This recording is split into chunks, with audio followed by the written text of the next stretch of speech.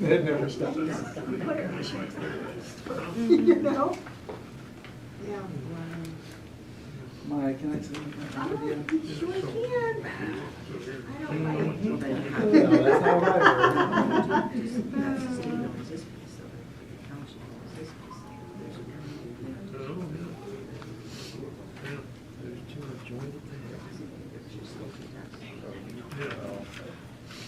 That's all I'll say.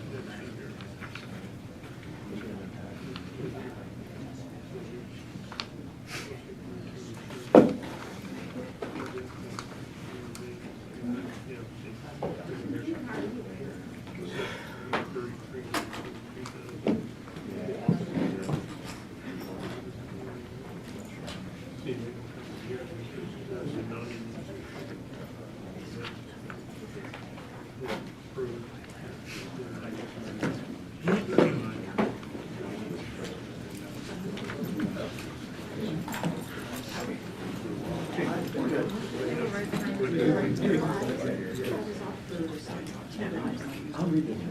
No, I was down here. Oh, you were down here.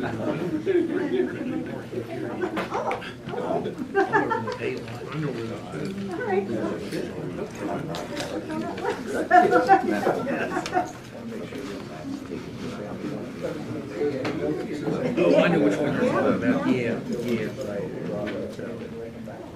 I always go right to the pay lot, because that way I know there's a spot.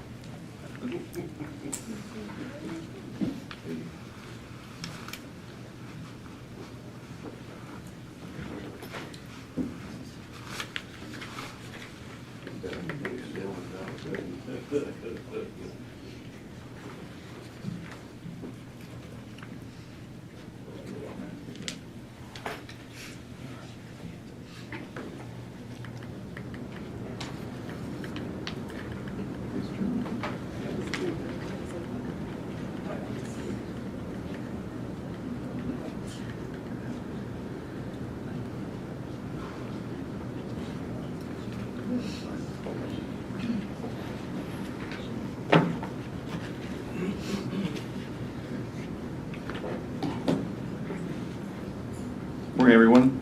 We ask you to please rise for the opening prayer and pledge allegiance. Heavenly Father, as we gather here today, we ask you for your mercy. We are a nation that is losing its humility, gratefulness, and appreciation for the blessings that you have bestowed upon us.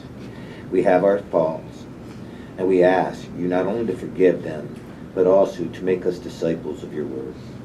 Father, send legions of angels to protect our men and women who served in the armed forces, especially our soldiers who are moving into the Middle East conflict. We are celebrating the Navy's birthday on October 13th, so please watch over them and keep them safe. Today, we are bringing awareness and proclaiming National Domestic Violence Prevention Month. We pray that you place your hands on all the victims of domestic violence and comfort them in their time of need. We ask you to show them alternatives to violence, such as patience, caring, commitment, and most importantly, love. Father, watch over all the employees and their families who work for Lycoming County. Let them know that they always have someone to turn to in their hour of need. We ask this in your name. Amen. Amen. We'd like to have Tom lead us in the pledge. Pledge allegiance to the flag. Pledge of the United States flag of the United States of America, and to the republic for which it stands, one nation under God, indivisible, with liberty and justice for all.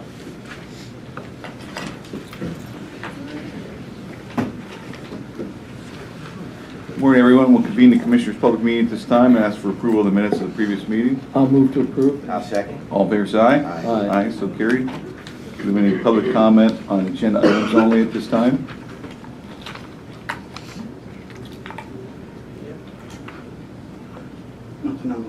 Okay, we'll move on to, we have a proclamation.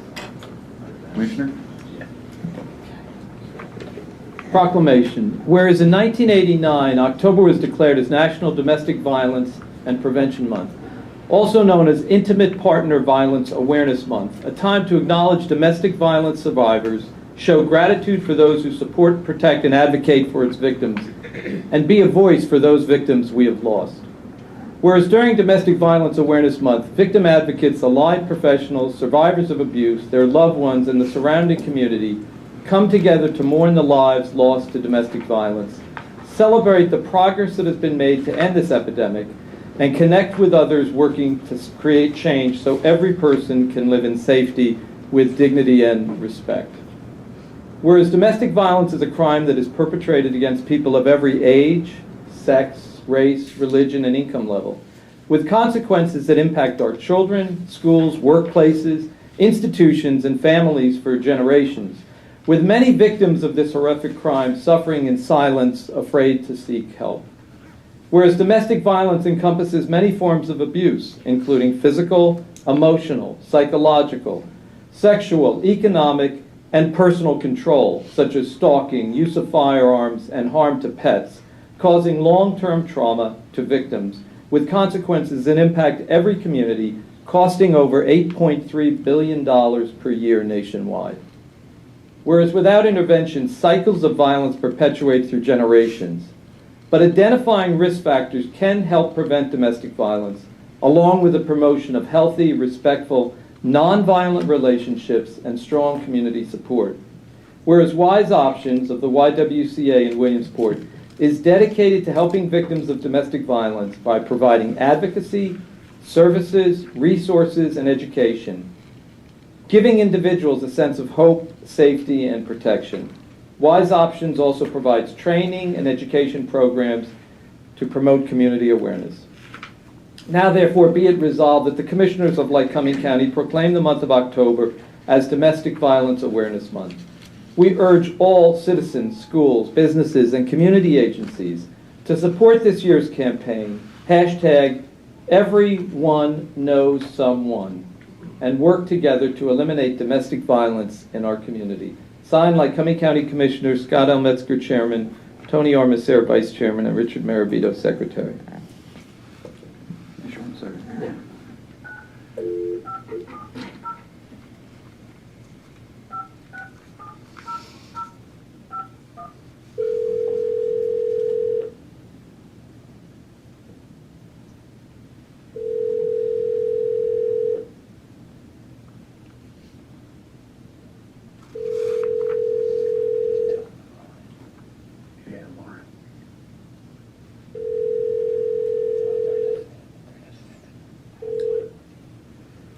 Okay, good morning.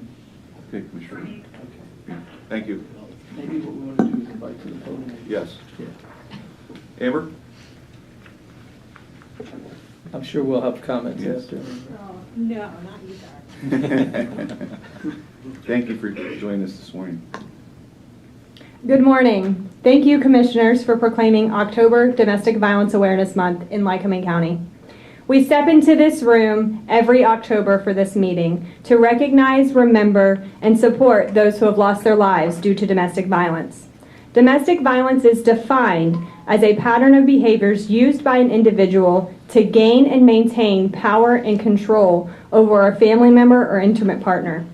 The national statistic of 1 in 4 women and 1 in 7 men will be a victim of domestic violence at some point in their lifetimes has not changed. There are roughly 113,000 residents in Lycoming County. If that statistic of 1 in 4 and 1 in 7 is accurate, and I believe that it is, that equates to 28,000 women and 16,000 men of Lycoming County will or have been a victim of domestic violence. In program year 2022-2023, Wise Options alone served 1,164 victims of domestic violence from our county. Domestic violence does not discriminate. It can happen to anyone, and the detriment it has on everyday life is real. Survivors are forced to rebuild their lives, often coming to Wise Options with only the clothing on their backs. No support system, no money, and nowhere to go. Over the last few years, Wise Options has endured a significant increase in the amount of time survivors are forced to reside within our emergency shelter. 3 years ago, we were providing on average 5,000 to 6,000 safe shelter nights for women and children. Over the last fiscal year, we provided over 40,000 safe shelter nights to women and children from our communities. Housing options for survivors are scarce, and the strain on our program is heavy. Often funding for our services is flat, with little to no increase, but a heavier demand on our advocates. In addition to the increase in shelter nights, Wise Options has gone from providing roughly 300 protection orders per year to over 600 this last fiscal year. Domestic violence has not stopped, and we, as a community, cannot stop raising awareness, speaking out, pursuing justice, and combating this tragedy. Without many of the hardworking men and women in this room within our county, we would be forced to deal with domestic violence alone. Survivors would be forced to face the issue alone. I thank you for your service and your commitment, but our work is not over. I challenge each of you when you leave this room today to think about those that you love, your family, your friends, neighbors, peers, and colleagues. I challenge you to think of ways that you can support survivors. Everyone knows someone could never be more true. I'd like to thank my advocates at the YWCA. Your dedication and service is not only admirable, but has a profound impact on survivors. In closing, I'd like you to take a moment to remember the victims from Lycoming County who have lost their lives due to domestic violence. As you drive down 4th Street and you see the purple flags, I hope you take a moment to reflect on the great efforts of our county to combat such a tragedy. I am hopeful that together we can continue to stand against domestic violence in our county. Thank you. Thank you. Would you like to introduce your staff, please? Yes, if my staff could please stand up. I'm going to give them a round of applause.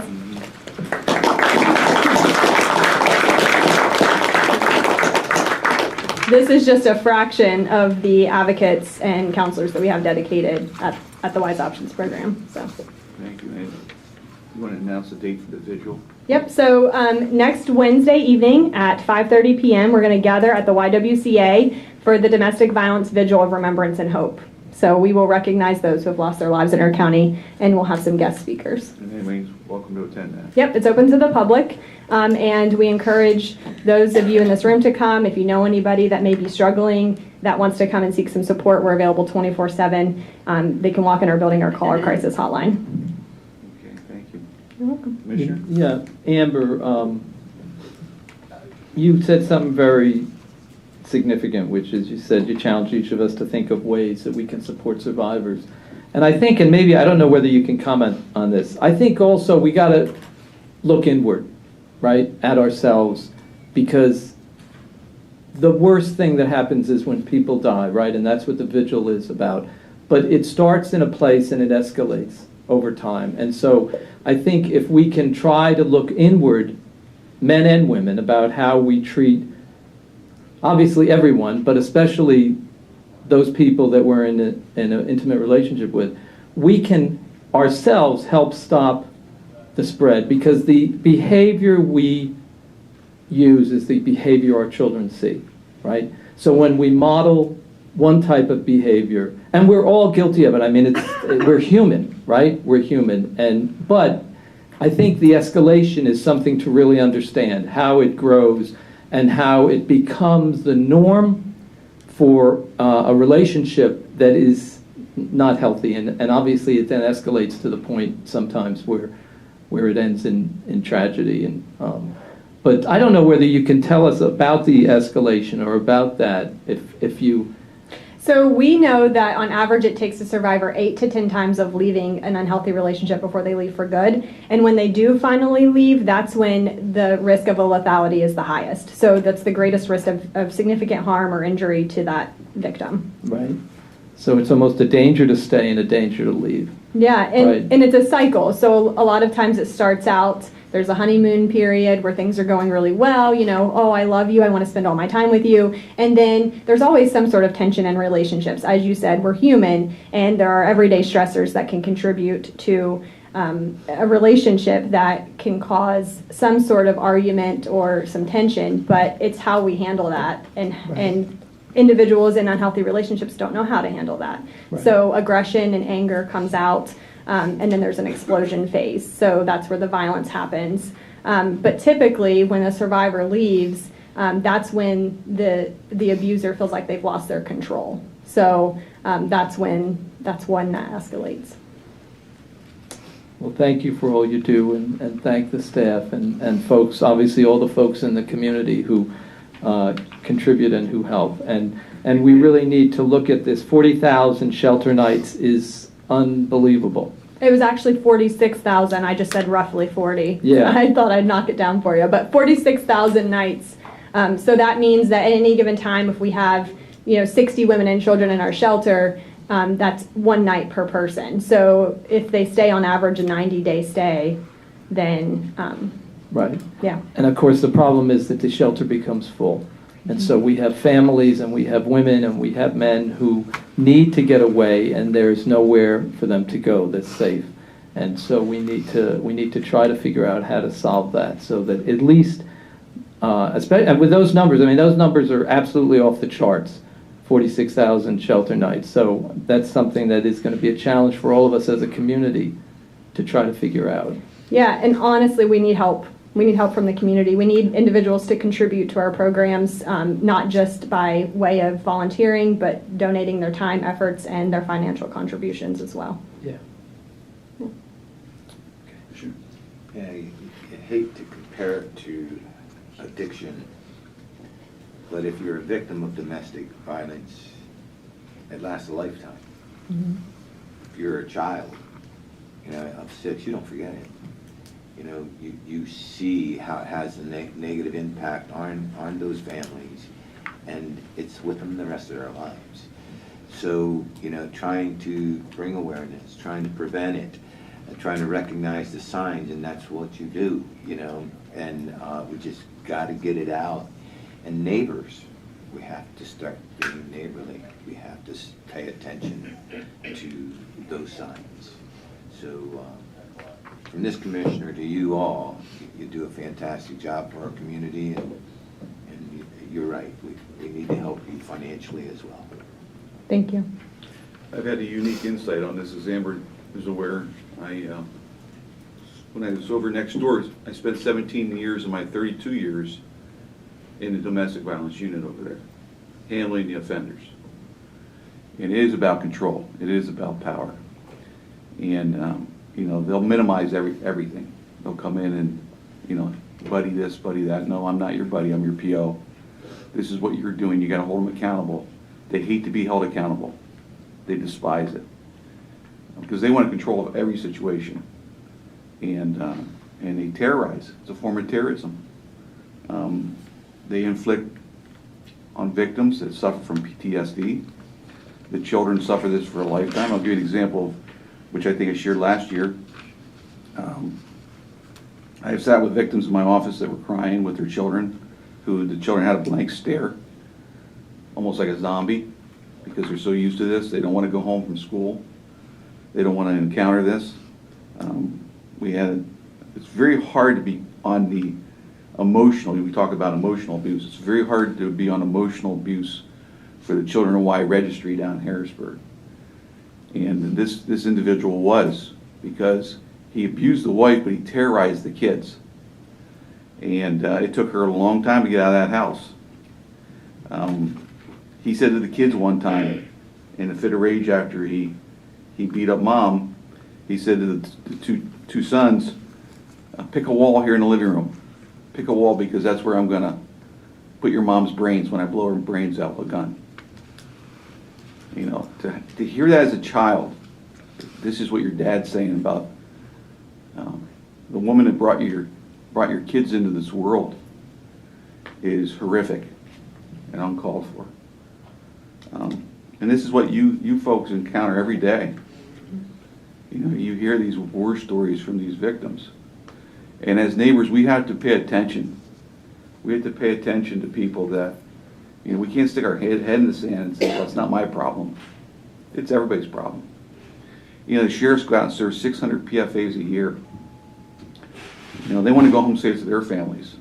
And they're placed in very dangerous situations, serving these PFAs. It's the number 2 cause for law enforcement's death. Traffic fatalities being the first. It touches every walk of life. It touches the schools. It touches economic. Everyone suffers from this. Everyone. We have to make people aware of it and stop. Stop. People have disagreements. Disagreements is one thing. Control and power over someone and terrorizing them is unacceptable. So we thank you for each one for what you do. It's a job that most anyone won't want to do. It takes a special person to do this. And, the burnout rate's high because you deal with such trauma. And it is trauma. And these victims suffer from trauma. And the time when they leave is the most vulnerable time because they don't know what they're going to do. Often the offender is really at the height of his anger because he's lost that control, he's lost that power, and he's looking for ways to take it back. And he'll stop anybody who's in his way of making sure that he tries to get that power and control back. So again, thank you for what you do. Do you have board members here? We do not have any board Oh, members I present. thought there was 2. No. Okay. Nope, all staff. Okay.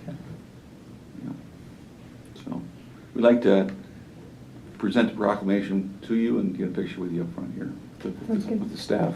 Thank you. And thank you. Thank you.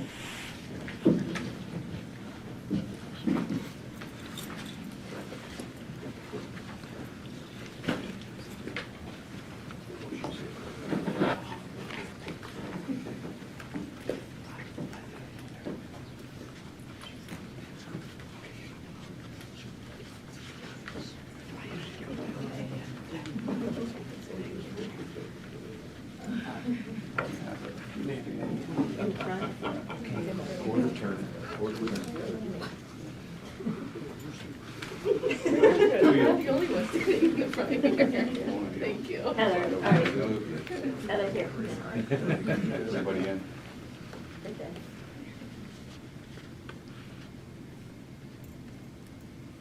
That's a lot of cameras.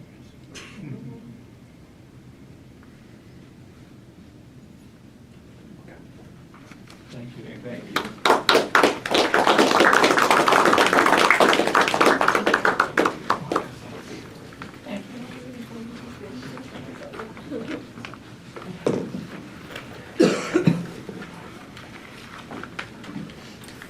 And we'll see you ladies next Wednesday.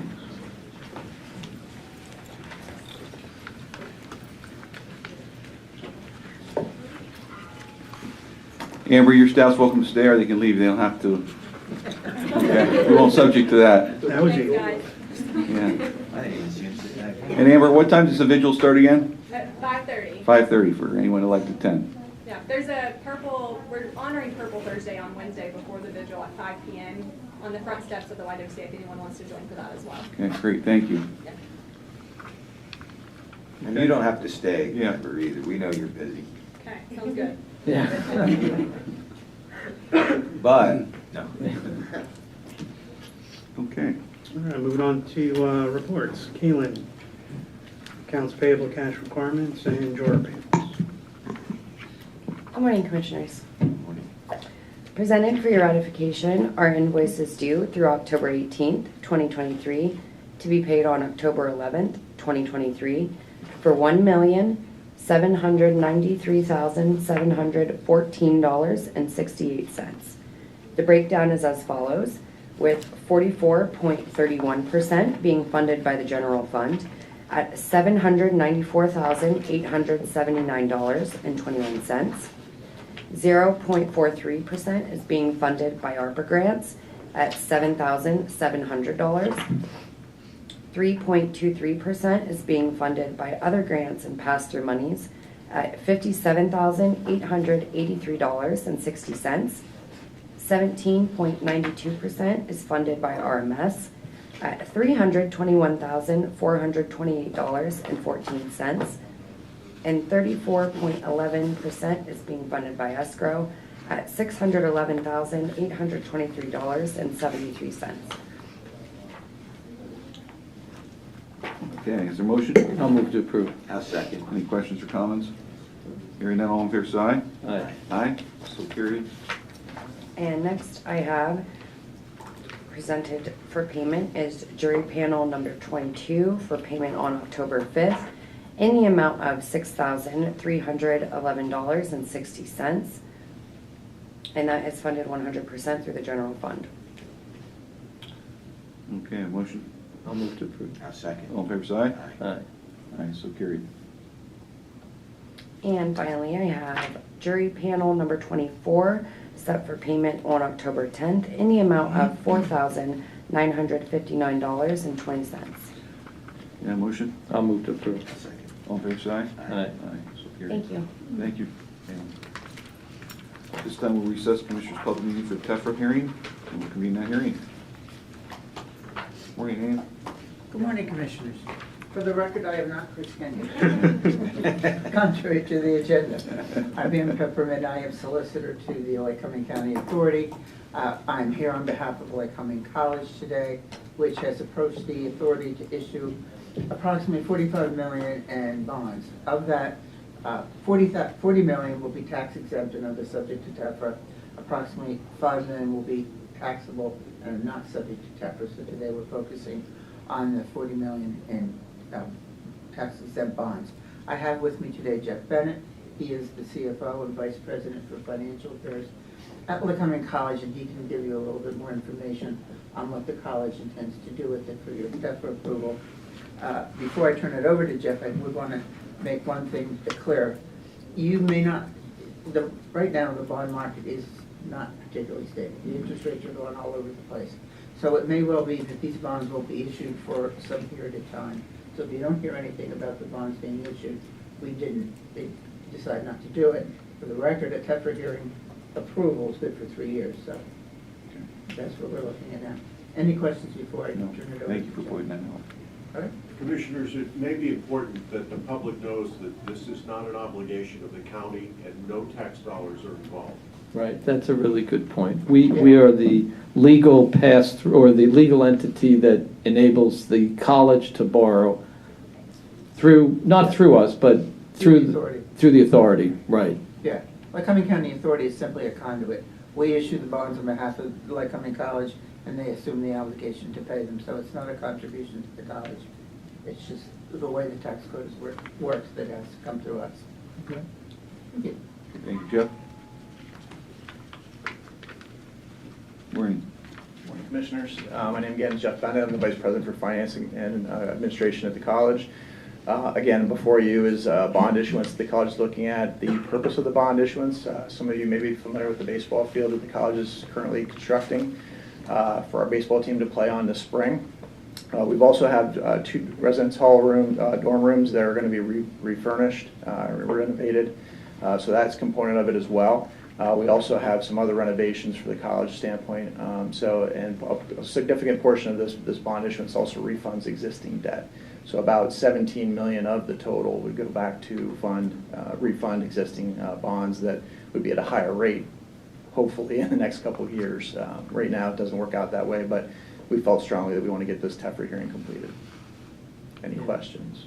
No, I think that makes total sense with the volatility in the market, and I didn't realize that these were good for 3 years.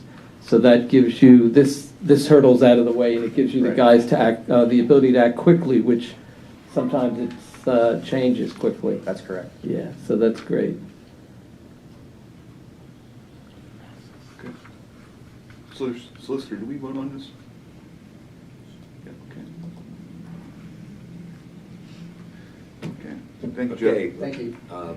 We appreciate the investment that Lycoming College has put into our city and county. It's just incredible what you've done over the past decade, and it's really made some significant improvements as far as the Beltway and a gateway to our community. We appreciate that, and we look forward to doing more. Yeah. And we thank you for all the work you did with us on the coroner's building and swapping the land down south and the transfer station. That's Penn College. College. Wrong college. This No. is coming. Yeah. This was No like- way. Yes. Oh, my God. My brain was on, okay. Sorry. This is why I shouldn't run again, see? When- That's your one mistake for the day. Yeah. Oh, my Why Mark God. was clapping back, no. Thank you. No, thank you. Thank you, Jeff, Mr. Bennett. Commissioners, before you adjourn this and go back to the regular meeting, I think you should make sure that there are no other people who want to comment on Yes, this. Right. yes, absolutely. Close the record. Yeah. Yes. Is there any comment from the public regarding this hearing? Any online? No.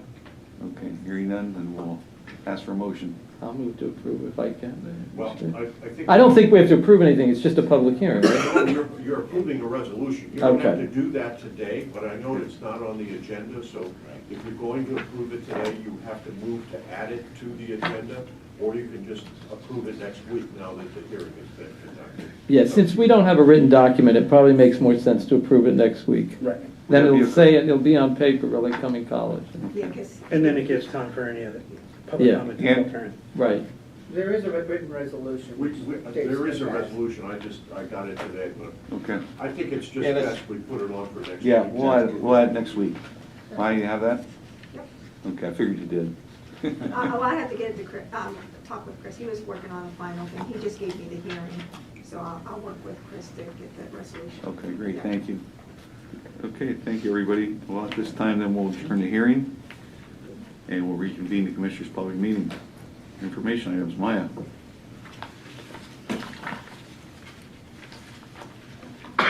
Morning, Commissioners. Good morning. First item I have for you is that we are requesting proposals for the construction management services associated with the new corner building. So Okay. that'll oversee the project in its two phases. Great, very good news. So who do they contact? Or there's an RFP that's out, There's right? RFP, everyone can go to PennBid. We do all our stuff Okay. on PennBid. Yeah. Okay. Okay. And we want to thank our maintenance department for getting the building cleaned out so that the vehicles will be in there over the winter. And, I'd add too that PRC work crews are doing a lot of work out there as well. that's good. And then the next item I have for you is to acknowledge that we are also requesting bids for the Williamsport Levee System Cross Pipes Rehabilitation Project. So another round, and we'll see what this one Okay. comes. A long process. It's Yes, been a it very is. long Yeah, process, yes. And I see Shannon Rossman in the back. And this time, tell me if I'm wrong, right? These cross pipes don't have to be done to the specs of the 1950s, right? And we expect to get more bids? Wrong one. Wrong See one, that? yeah. You're thinking relief valve. I know. Commissioner, you're better off not talking. You're 0 for 2. And I don't want I to see may you, just leave. I don't want to see you strike out. You're out. No, it's terrible. Okay. These are for the cross pipes. These Right. actually are pipes that go underneath. I said that on purpose, by the way, just to get you up there. I was trying to hide. These are the cross pipes that go underneath the levee that help relieve water and stormwater. These are not the relief wells, which we're going a different route. So Right. what we're doing with this is we had advertised for a construction oversight engineer, which is a project representative for on-site oversight. Now this is the bid for the construction. What we're doing is we're relining about 41 cross pipes throughout the Williamsport levee system. If it comes to the contractor gets into the pipe and it's not able to be relined, then that will cease work on that pipe and we'll put that into another project. This is just to do preventative maintenance and restoration on these pipes.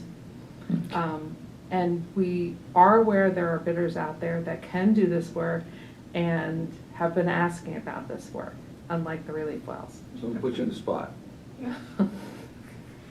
When you get the bids in? 2 weeks, 2 weeks. And how soon can they start to work once the bids are either, The bids are, something's accepted, how soon can they start to work? December. the bids are due in December. We're gonna open them up, I think it's the 10th. They open it them. was December So they're due 7th. December, I think, 3rd. I think they're, First, I know it's the first week, so hold on, let me look at my Yeah. calendar. I think it's the 7th that we're gonna open them. Let's see. We're probably both on.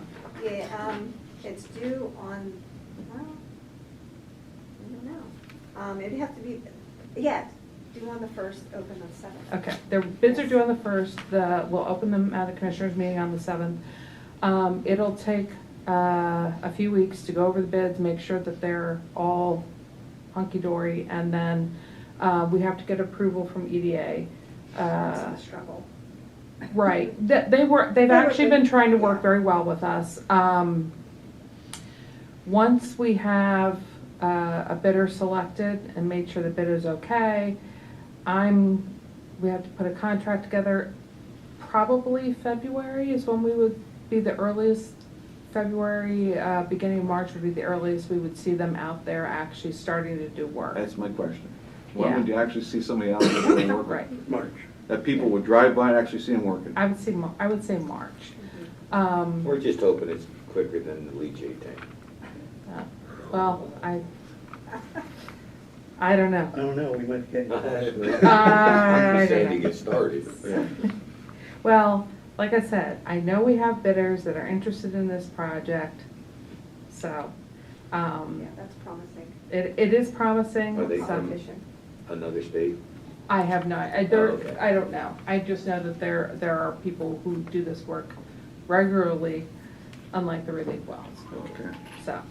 And yourself and Director McDermott, myself will be going to Washington DC December 11th and 12th to Yeah. talk specifically about this issue, Yep. along with others, Yep.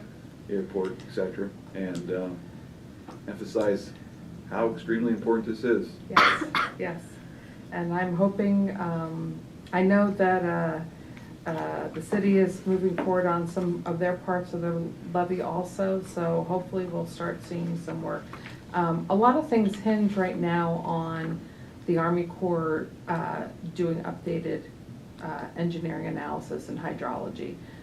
So the city had gone through a process called SQRA, which basically was looking at the whole levy system and determining what are the risks, what has changed, and in conjunction with the city's consultant, our consultant.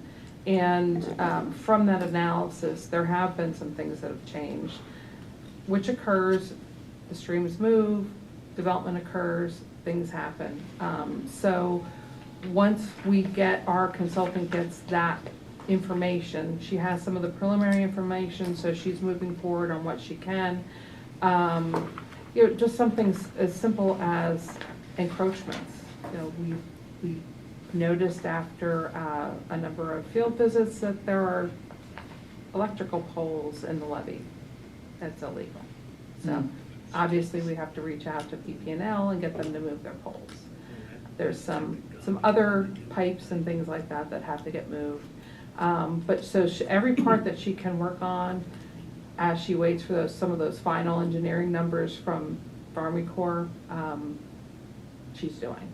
And the Army Corps has been very consistent in meeting every 2 weeks, getting information to us. So our next step is we want to continue to move forward at the federal level to push for some more funding. And our meeting in December will help with that, but also we want to try and work with the Army Corps to get this higher up on their list of priorities.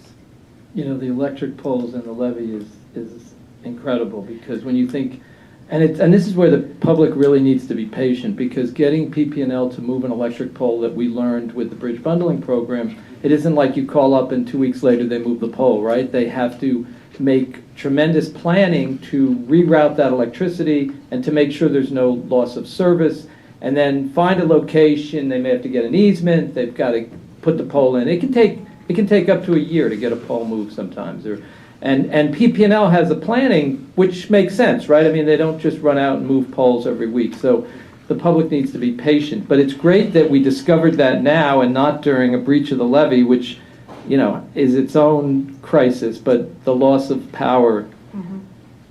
Yep, so we're working on everything we can while we're waiting for some of the technical guidance. We are hoping that some of the preliminary Engineering planning will be done by March. So then we can start the process of, with Memorial Avenue section, of going back and forth with Army Corps to determine what exactly needs to be done to meet the criteria for risk. So, yep, Thanks. thank you. Thank you, Shannon. Okay, moving on to personnel actions. Commissioners, before we get into the personnel actions, I'd request that we table the hiring of the HR director in the list of personnel actions due to a technicality, and we need to look into it. Okay, a motion to table the personal actions regarding the human resource hiring. I'll move to table or remove from the agenda that item. I'll second. All fair side? Aye. Okay. Good morning, Commissioners. Good morning. Seeking approval for the following personnel actions.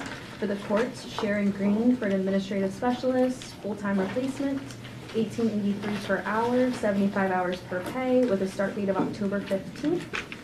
For the prison, Kayla Mole, correctional officer 1, full-time replacement, $20 per hour, 80 hours per pay, with a start date of October 22nd. For RMS, Robert Harvey, recycling laborer, full-time replacement, $14.50 per hour, 80 hours per pay, start date of October 30th. For the Public Defender's Office, Peter Lavecchio, assistant public defender, full-time replacement, $60,500 per year, 75 hours per pay, start date of October 30th. In the Prothonotari's Office, Allison Hunter for a civil processing clerk, full-time replacement, $17.17 per hour, 75 hours per pay, with a start date of October 30th. And for the prison, we have Justin Mazzell, correctional officer 2, full-time replacement, $21.48 per hour, 80 hours per pay, with a transfer date of November 12th. Okay, a motion. I'll move to approve. Any comments or questions? Hearing none, all fair side? Aye. Aye, so carried. Thank you, Alex. Thank you.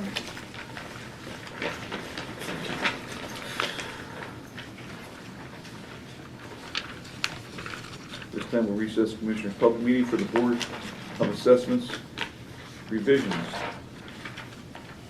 And we'll convene that board. Good morning, Commissioners. On the public agenda, it says approve real estate refunds. This is for real estate exemptions. So That was my error. it was miscommunication between us. That's okay. Okay. It's going to be approve/deny. I have 2 parcels here with recommendation of denials, and Penn College is here, and I think Penn College is here, and Larryville Church is here to speak on it. So I'm going to start with Penn College first. Okay. Penn College, their reason for exemption was green space. This is just a vacant lot with dirt and grass, and it needs to be used for college purposes. My recommendation is to deny it. Is there anybody here from Penn College? Okay. So there's no one here from Penn College. And you're saying deny it because it's not actively being used for college purposes. right, and it would be assessed at the value of open land, Yes. which is very minimal, but Yes. there would be some taxes due on it. Yes, if Okay. it was a parking lot used for the college, that's a different story. That Right. would be my recommendation to make it exempt. Would you like us to vote on these individually or do as a slate? I think you should vote on them individually. Okay, so regarding that one, I have a motion. I'll move to accept the recommendation and to deny the exemption. It's an exemption, right? Yes. Yeah. Yes. To deny the Deny exemption. the exemption, Yeah. that's correct. Okay. Second?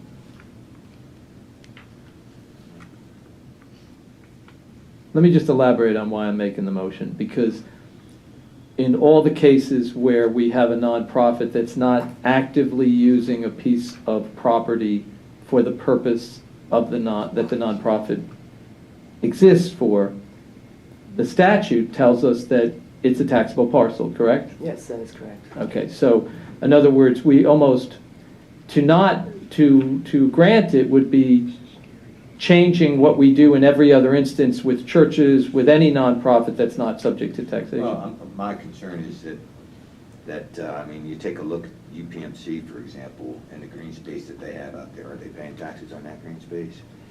When you have whether it's being used for. They actually are paying the taxes on the houses they torn down at the. That is correct, but That's the there are green some space. other parcels out there that UPMC is paying taxes on. There's Okay. part of it being exempt Well, and that's part why I of it taxable. hesitate, because you can look at the campus there and see, the beautification of the area. And I'm not talking about the parcels they bought, with the homes on and tore down. I'm just talking about, the front, the green space. Yeah. Is that taxed? Well, If It's not, probably all assessed underneath the hospital. It's Okay. all Right. one parcel. It's all one parcel. Yes. This is a separate parcel. This parcel exists on, and they made it beautiful. It is a separate They tore parcel. down 2 buildings that were in bad shape, and it looks beautiful, but it's a separate parcel on Second Street. I love Penn College, but Right. the reality is the law says what it says, which is that if you're not using it, now if, as you said, if they made it a parking lot or whatever, this is actually just a parcel, and I suspect probably down the road at some point, maybe they'll use it when they acquire they need other space. Right, and last year they filed real estate exemptions on 3 parcels for green space last year, and the recommendation was to deny it, and you denied all 3 parcels last year too. I recall And that. someone did come from the college to speak at that time. I have to notify them, if my recommendation is going to be deny, I notify them by phone, because unfortunately I don't trust the mail, for them to get the letter in time to show up to come to the public meeting. By the way, it's assessed at $13,000. It's You're not talking much about in taxes of $35, maybe $55 a year at the county Yeah. level. I'll second. All fair side? Aye. Aye. Okay. Okay, my next one is Larryville United Methodist Church. This is not the church itself. This is another piece that's vacant land, which is about 4 acres, and the majority of it is wooded. They use the flat part for church activities in the summer and everything.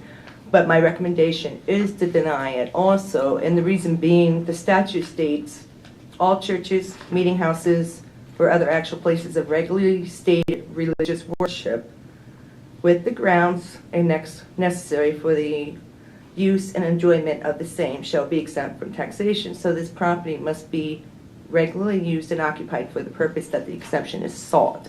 They're only using it in the summertime for church activities, Boy Scouts, and it's just a flat piece of land. It's not easy accessible, and the majority of the land is woods. They are here today. They do have that right to speak on why they're requesting the exemption. And there's also pictures. I do have pictures if you wish to see them and everything.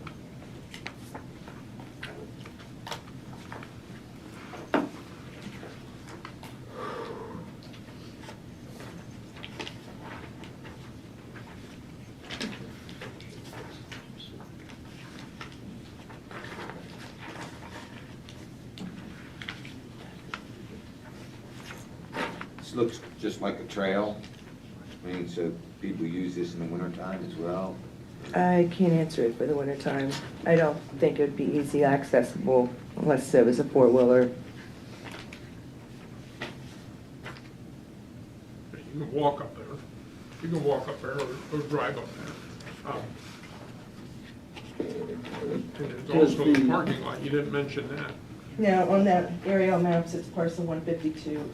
They're not marked, but the parcel is on there. Yes, Do they use that for parking? it's always except for the top. Would you like to Parking speak? lot, part of that. Are you folks from the church? Yes, Yes. that's on the church. Would you like to speak? Yes. Yes, please come up. And they are using part of it for parking, and they are exempt on that part. It's 0.17 of an acre, and that's going back into the 90s. So that part is exempt. Okay. Morning, ma'am. Yeah, we have built a road up to the top and cleared the top of it so that we can use it for outreach. We did have scouts use it this summer. It's not accessible in the wintertime, but in the summertime, we're planning on using it for outreach programs. Like she said, there is the parking lot at the bottom, and there is our sign is at the point. It goes into a point on 287 and Larryville Road. and our sign is down there too, but I assume that is, and I was gonna ask, is this zone as residential? I don't handle zoning, so. Okay, so you don't know that. How do they come up with the assessment? How do they? The assessment's based on the 2004 reassessment. But is it by per acre, or how does, because it's part of the is exempt because of the parking lot and the sign, I'm assuming, but the rest of it isn't. How do they come up with that figure? There's cost tables that are used, sales that are used in the neighborhood that you're used, and that's all based on the 2004 reassessment. If you don't agree with the value, you do have that right to file an appeal July 1st to September 1st. Ma'am, are you asking, what's your name? Linda Harbach. Linda Harbach? Yes. Ms. Harbach, are you asking, how did she come up with the assessed value, or how did she come up with how much of it is exempt? Because you mentioned in your discussion both. Yeah. So I think what she's explaining is the place where the sign is exempt from taxation, right? It's 0.17 of an acre. 0.17. That was determined back in the 90s. And they don't pay taxes on it? They don't pay taxes. Because you use it regularly? Right. So, Ms. Harbach, how many months of the year, when do you start to use this parcel? Which month of the year do you use it? We just started improving it, so this summer they've cleared it all here about 2 years ago and planted grass seed and got it accessible.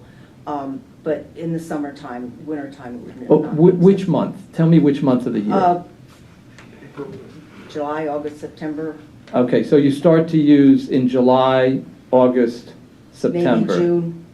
Maybe June? Yeah, whenever it Okay. gets to the point where you're doing. Yeah, so you're using it for like 4 months of the year? Yes, approximately. Okay. We So also thought about using it for sunrise services too, so wherever that would fall. do you anticipate using it more than 4 months of the year? Probably not. Probably not. So, Ms. Brooke, does 4 months of the year, it does not qualify for the substantial use? Let me honest, I'd like to also point out, last year we denied a vacant lot that used their lot for outdoor church services too, and this was in the city of Wansport. They used it for picnics, summer kids club. I remember that. Yeah. Yes, and they had applied a couple years ago, we denied it, they applied again last year, we denied it.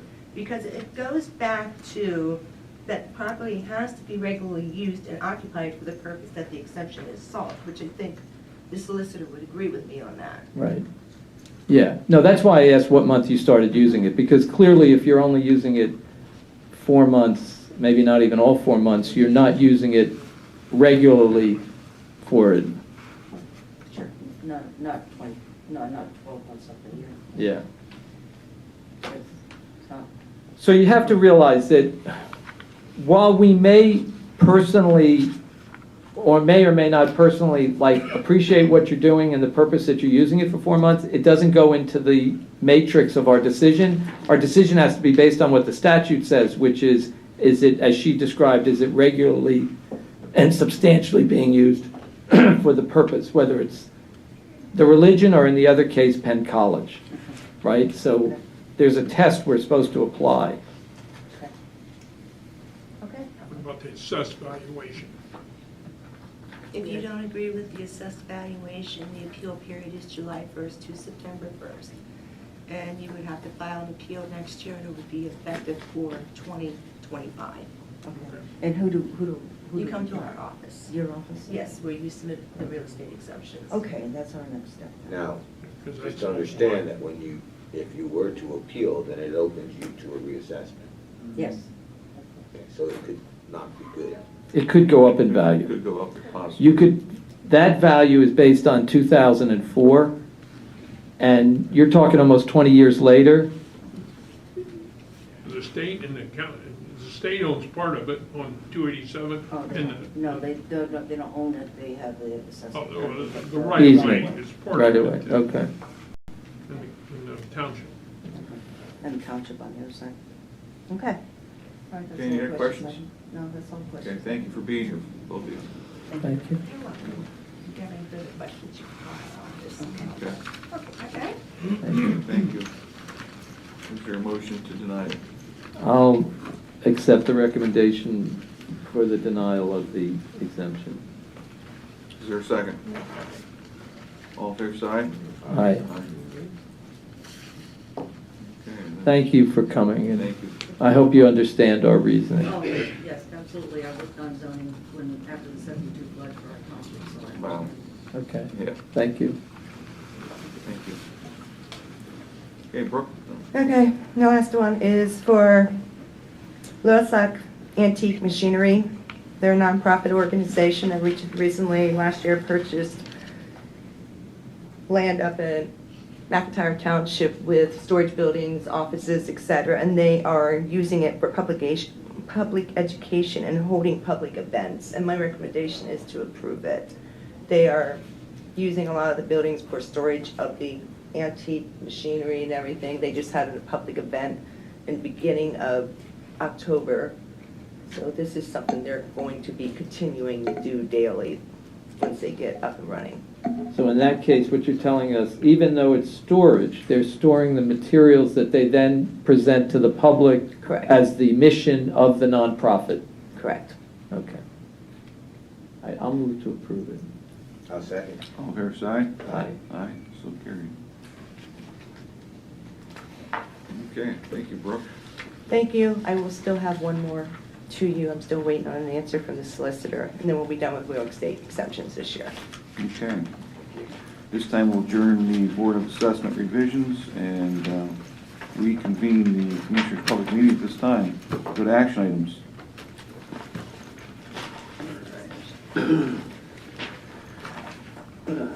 7.1, Commissioners seeking your approval on Resolution 2023-21, supporting the Pennsylvania Commission for the United States Semi-Quincentennial America 250 PA. We had this on in the past, and it was tabled because we had not yet chosen a representative, a PA 250 or 250 PA rep. I'm requesting that we approve the resolution, and then we'll go out and search for a representative. Okay, would you like to read the resolution, please?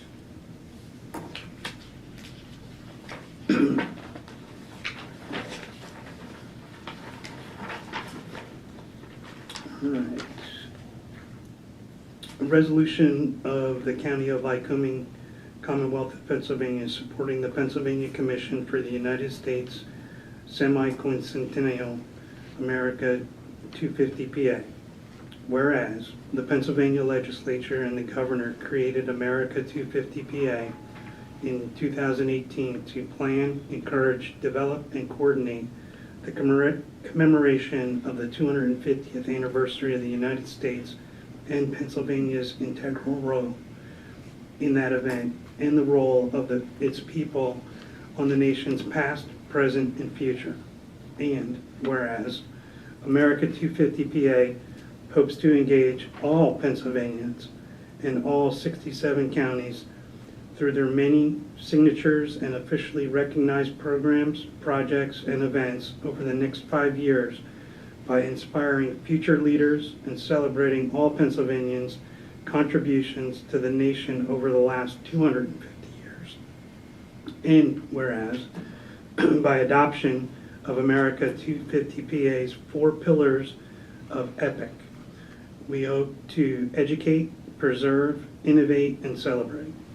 Now therefore be it resolved that the County of Lycoming hereby endorses America 250 PA and their mission to educate, preserve, innovate, and celebrate every Pennsylvanian in every county, and be it further resolved that the County of Lycoming officially establishes an American 250 PA Lycoming County Commission made up of a diverse group of citizens to work with America 250 PA on any and all activities within Lycoming County. The participants of America 250 PA Lycoming County Commission will be strictly voluntary roles, and there will be no compensation for participation. And it is further resolved that a copy of this resolution be sent to the Advisory Committee, County Legislative Delegation, and America 250 PA Commission. adopted this 12th day of October 2023. Signed, Scott L. Metzger, Chairman, Tony Harmsher, Vice Chairman, Richard Marabito, Secretary. We look forward to 2026 when we celebrate the 250th anniversary of this nation. And we think back to Pennsylvania, the important part that they played in the 13 original colonies, and the people of this area that were also involved in the history. It's important to educate our youth about the history and what we've participated in and the integral role we played in the birth of this country. This is one way. I remember back the 200th anniversary. I remember as a kid coming downtown to the Bicentennial Parade, how huge it was. And all the people celebrating our bicentennial here in Lycoming County, it was a neat time. I remember as a kid how much fun it was, and the education I learned as a kid about the bicentennial. So it's important that we pass this on for generations to come. That was 50 years ago. Yes, it was. You were here. Yeah, I was only 4 or 5 a year. No, a little bit more, but coming downtown with my family and how fun it was, and just it was a huge crowd. I'll never forget it. And just the floats. It was special, and it encourages the kids to learn history. Maybe you want to learn more about the history of our nation. This doesn't cost the taxpayers any money. Nope. Nope.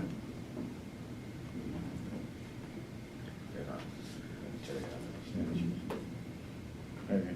Do you want me to read a little bit about what our advisory committee would do? Yes, please. So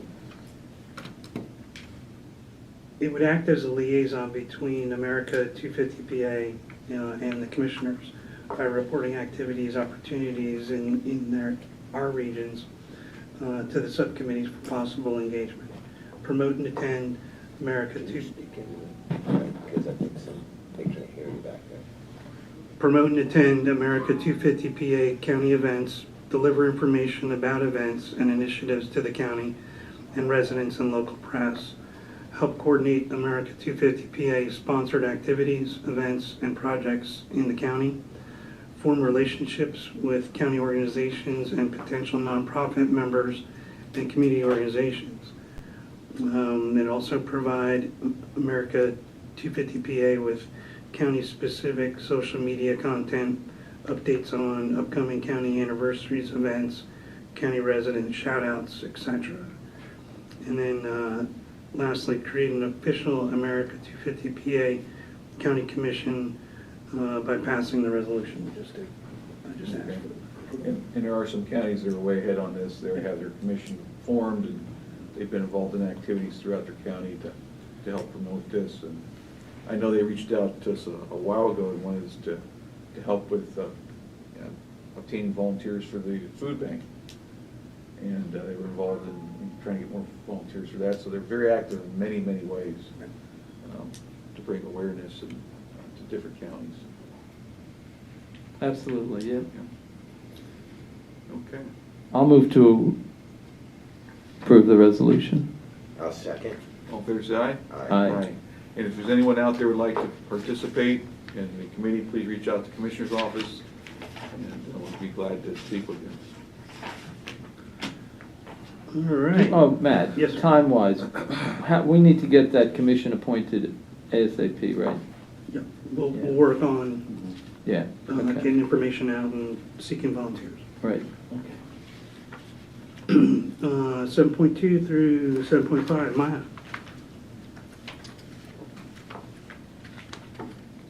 Hello again. Hello, Maya. First item, 7.2, it's a vote to approve architectural services proposal. This is specifically for the first floor renovations of 3rd Street Plaza building. That's with Anthony Visco Jr., which is in the amount of $85,400. Okay, have a motion. I'll move to approve. I'll second. All in fair side? Aye. Aye.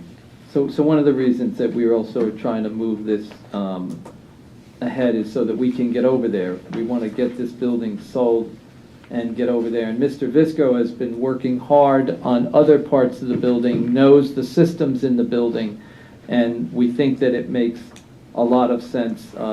His request for what he's doing was reasonable, and we think it makes a lot of sense to use him on the first floor also. We'll be bringing some more. Yes, there'll be more coming. Rick, Yes. when will we be moving the veterans? Our plan is to have that done this month.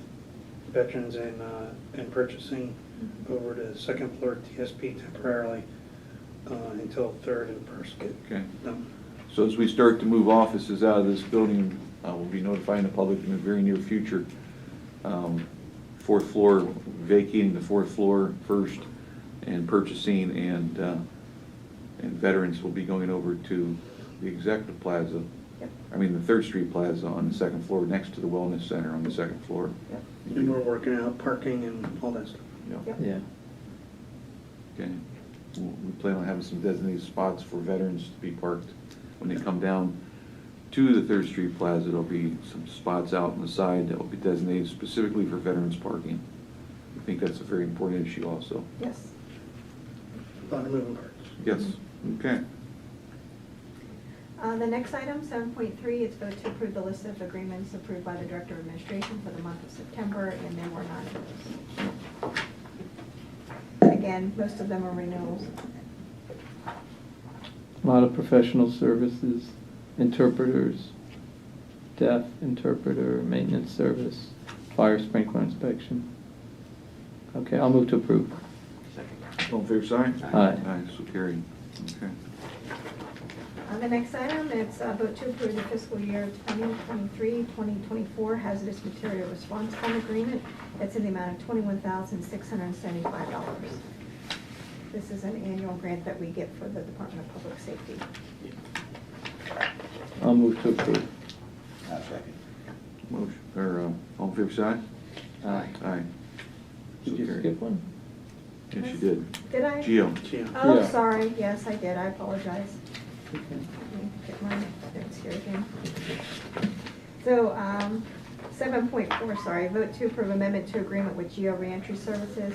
This is for services that they provide out of the prison. This is strictly just to extend the term, no additional increase in costs. Okay, motion. I'll move to approve. Second. All in favor, side? Aye. So carried.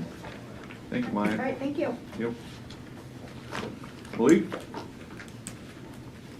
Morning. Good morning. Commissioners, I'm seeking your approval for amendment to the subrecipient agreement with First Community Foundation Partnership of Pennsylvania for the Act 13 project. They're in the process of submitting their final documents to DCNR. This is for Ryder Park. Okay, motion. I'll move to approve. All in favor, side? Aye. Aye. So And carried. we thank the First Community Foundation for taking responsibility for the park. And it's a wonderful asset. And this is our small contribution. Okay, Thank you. thank you. Jason, are you on the line? Lauren? Lauren, Yep. you're out there. Morning. Morning, Commissioner. Seeking your approval for the agreement with Council Appliances. This agreement is for services to extract the Freon out of units, such as refrigerators, air conditioner units, and et cetera. The rate is the same since 2020 at $14 per unit. And we've been using Council since 2008. And that takes the Freon out of small air conditioners and refrigerators? Yep, Lauren? and dehumidifiers, yep. Dehumidifiers. So Lauren, tell the public, because I often am asked this question, tell them why it's, first of all, where do they take a refrigerator? How do they get it there? What if they're not able to get it down? I'm an elderly person and I can't get the refrigerator down to the landfill. Tell us why it's important to get it to landfill, and when do they take it? What do they pay? All the details. Okay, so we only accept the refrigerants at the landfill location at this time. And our business hours are from Monday through Friday, 7 a.m. until 4:30, and Saturdays from 7 a.m. until noon. The person that would be bringing it would have to have their license and registration and $20 for each unit. That cost is to cover the cost of that unit being handled and the extraction of the Freon. And Freon is a greenhouse gas and cannot be cut out and extracted by a homeowner. It has to be done responsibly because we don't want that going into the atmosphere. And it should not go into a landfill. So they can either bring it in themselves, they can have a neighbor bring it in, a family member, or maybe a hauler if they're able to help them in that aspect. Great. Thank you. A motion? I'll move to approve. A second. All fair side? Aye. Aye, so carried. Thank you. Thank you, Lauren. Commissioner comment. Anything? You don't want to go for straight three? You're merciless. You have no mercy. Commissioner? Okay. I just want to add that we all know what's going on the world stage, and we just ask for you to please keep your Israel in your thoughts and prayers, what they're going through at this time. To have people enter your homes and do these terroristic, horrific acts is unimaginable.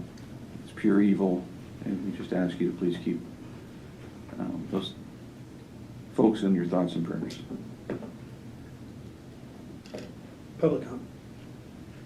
Tom?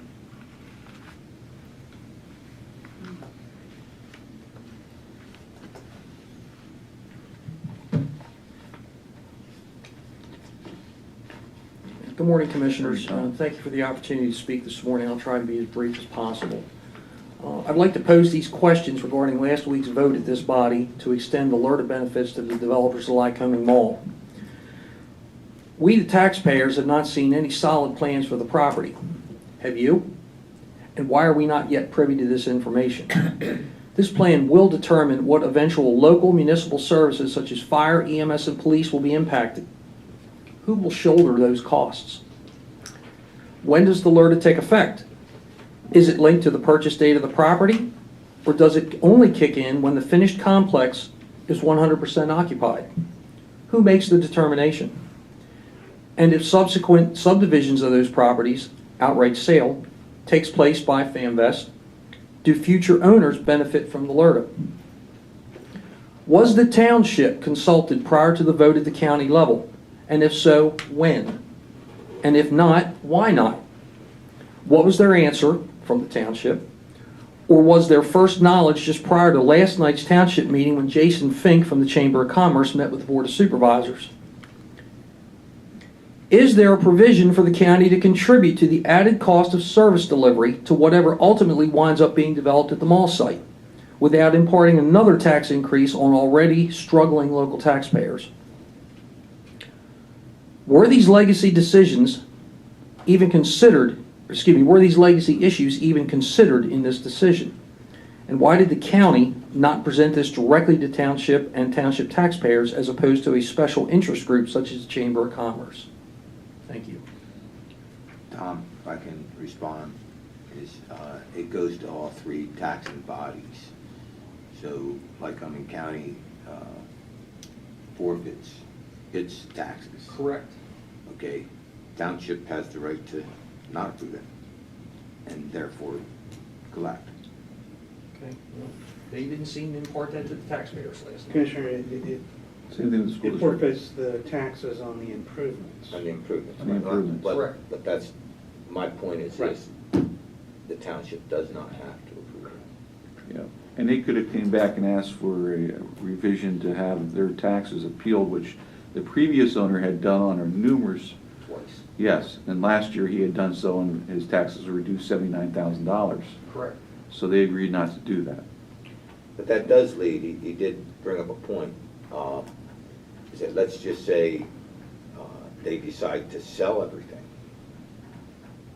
Does that transfer to the new owner? Because I believe you're doing it for the parcel, not specific to the owner. It travels. I think that's correct, Commissioner. But I'm trying to remember exactly how that LRTA resolution read. I'll let you know. I'm not positive. I think there is some provision in there about assigning the interest, and I believe the LRTA goes with it as long as the LRTA development process continues. One of the, I think it's fair to say that if the township does not approve, I think the LRTA does not go through for anybody. I think all three municipal entities have to approve LRTA for it to take effect.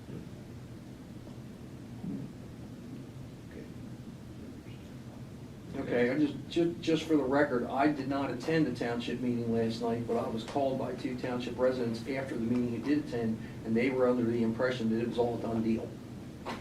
So. They may have voted to approve it last night. They did not. Oh, they did not? All they did was Jason Fink made a presentation, there was no vote by the Board of Supervisors, nothing. Okay. But the impression was left to the public that this is a done deal at all 3 levels, school district, here, and the township. Well, it is true that the school district approved it first, and then Right. the commissioners approved it. Right. But if the township doesn't approve it, I think that's dead in the water Yeah, the school district did not put a sunset on it. We did. We put a 10-year. The school district did not have one. But they said that they would probably They're reconsider. they're probably going to reconsider after we put a 10 years on ours. And David Smith, Mr. Smith, Yes. that question of whether the LRTA survives is a statutory question. Correct. It's not in the document. Correct. Right, so there's something that the constituent should know at least. You can try to probably find that out from, you could even call your state rep office and ask them, under the statute, the state statute, does the LRTA, I mean, you could check too, Mr. Smith, but if you wanted for your own edification. Well, I'm speaking on behalf of township residents that could not be here today. Right. So, a lot of concerns. So I can tell you, the reason that I voted for it is that we are trying to get that mall developed so that it's back on, well, it's not been on the tax rolls, but it's been in a declining position on the tax rolls where they keep coming in asking. So the goal is to try to get the economic development done. The LRTA gives a little bit of a incentive to someone who's thinking of coming there versus going to a different mall. If you look at what's happened, the Columbia Mall, this mall, there's another one I forget nearby in a county. Susquehanna Valley. Susquehanna Valley. Same way. Right, they were all, I was out in Johnstown, they're all in declining tax statuses, and people are competing to get entities to come in there. And so it's just a little bit of an opportunity to try to make sure that the developers are in a competitive position. I don't think anybody in the township disputes that. Right. Okay, I don't think there's been widespread agreement that something needs to be done there. I don't think Yeah. anybody will dispute that. The question is, if they rezone it, and again, that's a township issue, if they rezone it for residential, we all know that residential development is a drain on local resources. For every dollar of tax revenue you gain, it costs you $1.27 in service delivery charges to the municipality. So now we're already losing money, if that would indeed be an option for them. We don't know. Nobody seems to know anything at this point in time, and I know the developer is exploring his options. But these are legacy costs to the taxpayers. So if a tax increase comes along, this guy's not got to foot the bill for increased fire, police, and EMS. We are, the people who live there, and that's not fair. Right. Well, so maybe part of that is that we need to find a solution to these problems with police, fire, and EMS that goes beyond, just the current entities that are associated Agreed. with. I've said that to this board. I know you have. And I plenty know of times. we've talked about that, and you've come from in a prior life, another location. So, but I think that we want to try to encourage the production of housing to expand the tax base. And that doesn't mean that with that there won't be, this is what happens in areas where houses spring up. The schools don't necessarily have the ability to take on. So I think that the bigger challenge of repopulating the county sort of has to trump it doesn't mean we don't solve the problem of fire, EMS, and services that you're saying, but I think that goal of repopulating is paramount. I've said this to this board, and you all know, individually and as collectively. Yeah. You cannot repopulate unless you have a job base Right, to bring people here. People need to want to know to come here that they have a steady job, that they can get an income to support their lifestyle. Tom, we've talked to employers. Right. There's jobs out there. Oh, I know. They're looking for people. Believe me, I know. And people need to come here. They have to have a place to live. And there has to be the type of homes they want to live in. Otherwise, they're going to go to Union County, other counties, which is going on right now, to find those homes, and then they'll commute. No. That's been told by numerous employers to us. I would not disagree with that statement, but You can't find, you just go down the road, help wanted, help wanted, help it's wanted. everywhere. It's everywhere. And we're talking about good jobs. On the positive side, for where you, Muncie Creek Township, right? Muncie Township. Muncie Township, right? On the positive side, I mean, look at the fact that Geisinger was built there. Those are tend to be, you know, some of the jobs there are higher skilled jobs, and if you could get people to live, people want to live close to work, right? So there are a lot of positive job growth activities going on. I don't dispute that, and I don't think anybody that I talk to and the folks that are in our group would dispute those facts, Rick. We are concerned about the legacy costs. Understood. And this is a countywide, this is a nationwide issue. Absolutely. It really is. Absolutely. Yeah, and just so you know, as commissioners, so for example, when the Northern Alliance was formed, we contributed a significant amount of money to help those fire and Right. EMS services, and the same thing in other parts of the county. So we're trying to tackle those legacy costs by building the infrastructure for fire, EMS, and so forth that you've described. And we just have to sort of all find a way forward with it. You raise questions, we should be able to answer the questions. You should be able to get answers from the supervisors. I think at the end of the day, it's going to probably be it's going to be a positive improvement out there at the mall. I don't think there's any doubt with that. I don't think Yeah. anybody, as I said, nobody disputes that fact. Yeah. We're just concerned about the burden on the services that are already stretched beyond their limits. Right. Thank you for your time. Thank you. Thank you. Thank you for bringing the county issue to our attention. Yes.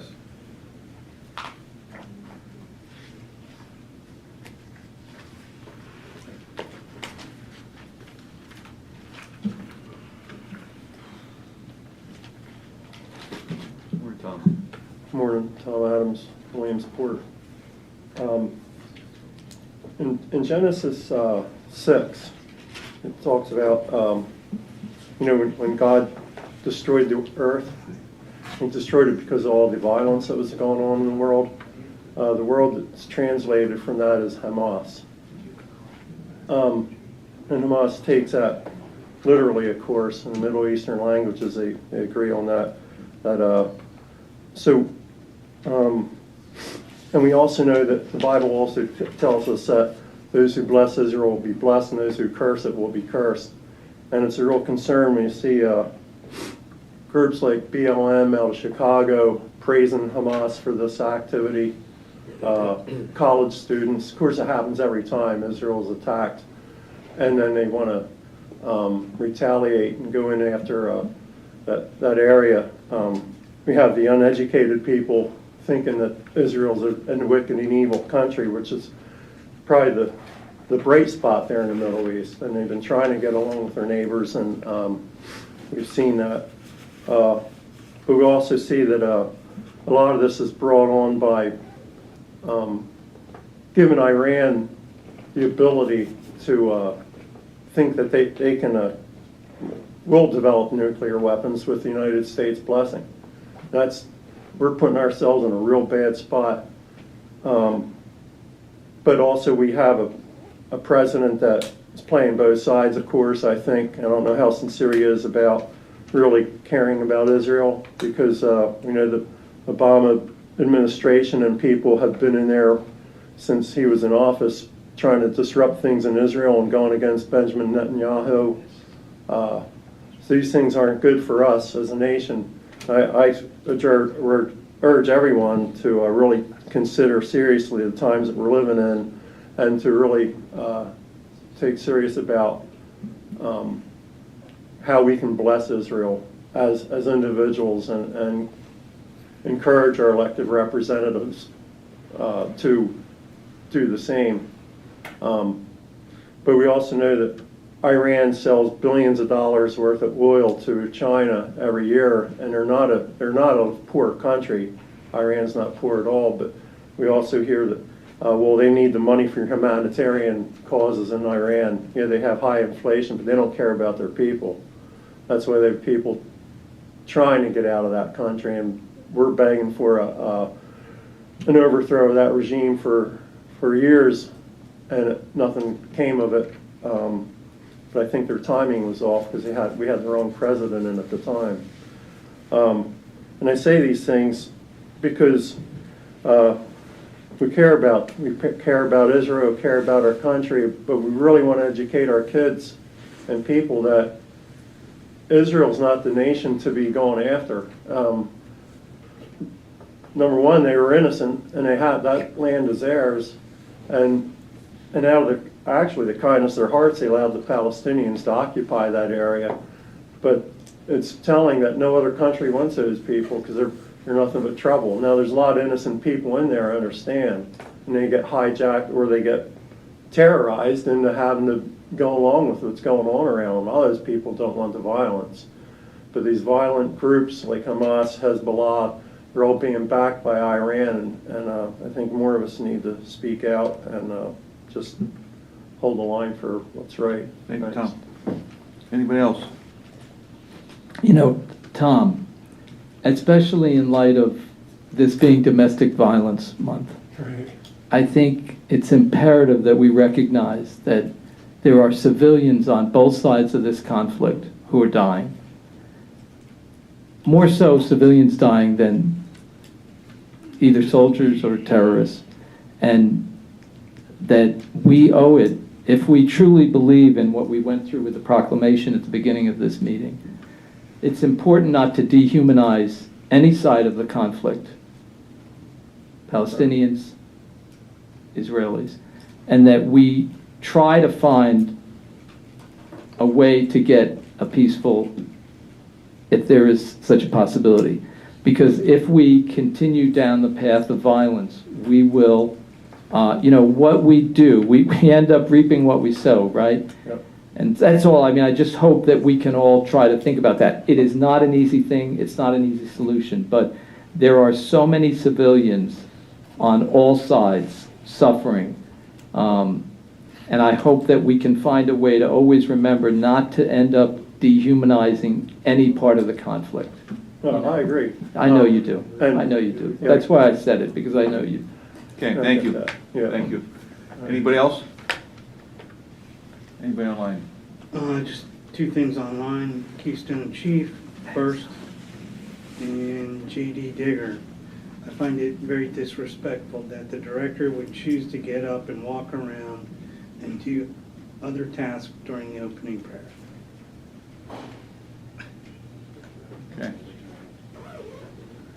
Oh, there was an emergency. Just let him know that it was an emergency. My apology. It wasn't meant out of disrespect. It was sometimes there's an emergency. Okay, we've completed our agenda, so our next meeting will be Thursday, October 19th, right here in this room. Thank you. Thank you. Oh, Dave, thanks for giving us. Okay. 1:30. No, I understood. It didn't matter, we have other things going on. I was wondering where you were going.